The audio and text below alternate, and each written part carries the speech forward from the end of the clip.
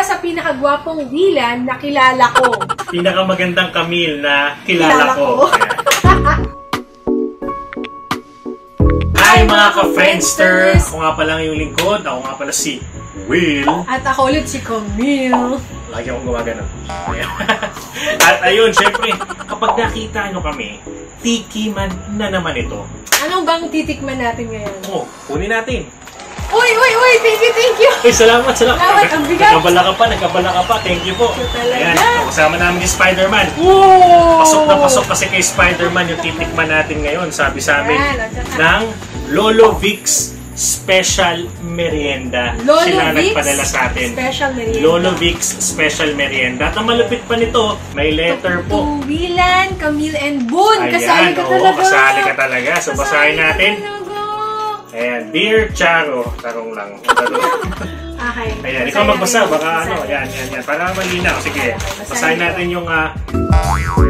okay, game. Para sa pinakagwapong Willan... Pakilinaw.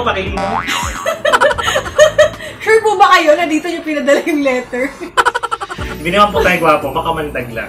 Para sa pinakagwapong Willan na kilala ko. At sa pinakamagandang Camille, pakiulit. Pinakamagandang Camille na kilala ko. Ayan. Pagdamutan nyo na ang aming munting dessert. Ube decadence at avocado tapioca. Enjoy eating. P.S. Para kay Boon ang chocolate tapioca. Love, Teacher Cecil. Ayan po. Oh. Nakaka-touch naman po ito. Teacher Cecil. Ayan. Nakaka-antig ng damdamin. Talagang... At may smiley po. Oh. Naalala ko po nung gumagawa siya ng love letter. Old school kasi tayo mga ka-Friendster eh. Love letter, nasa harana. Pero bago tayo mapunta doon, ibuksan na natin ito.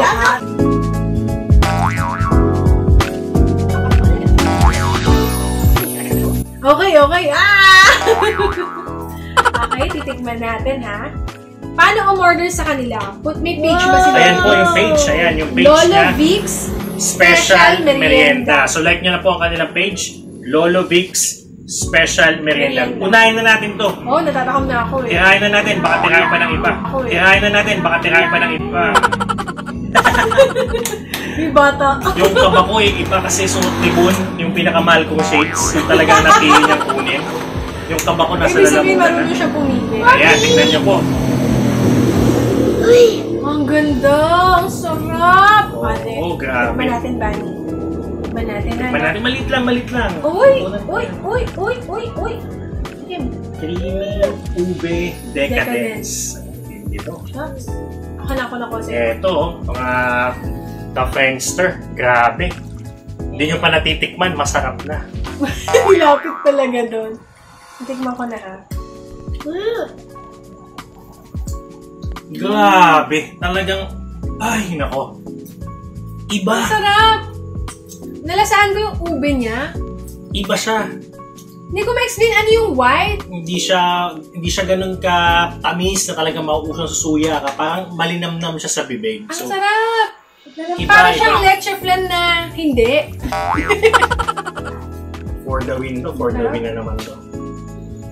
Ayan po mga ka-Friendster. Ang creamy ube decadence. Ako yung mahilig sa ube. Naku po. Going back, so eto, dalawa na lang ulit kami. Pahinga mo na si Bulilit, pero sa kanya to mamaya, di ba? Pero titigman ko na to. Actually, takam na ako eh. Ayan o. May tunay na avocado. Sige, alamin natin.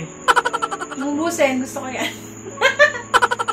Ay, grabe. Alam mo yung ginagawa, yung pagka nag-avocado, di ba, yung parang dinudurog, nilalagyan ng gatas.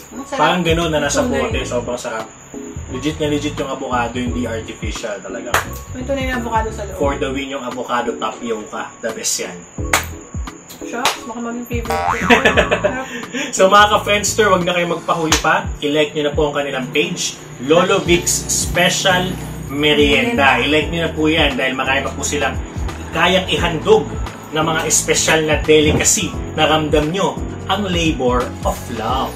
Nox, labor of love. Ayan. Dami rin alam na ito eh. So huwag na kayo magpahuli pa. Like nyo na kanilang page, Lolo Vic's Special Merienda. Pag merienda, Lolo Vic's Special Merienda. Yun na yun, okay?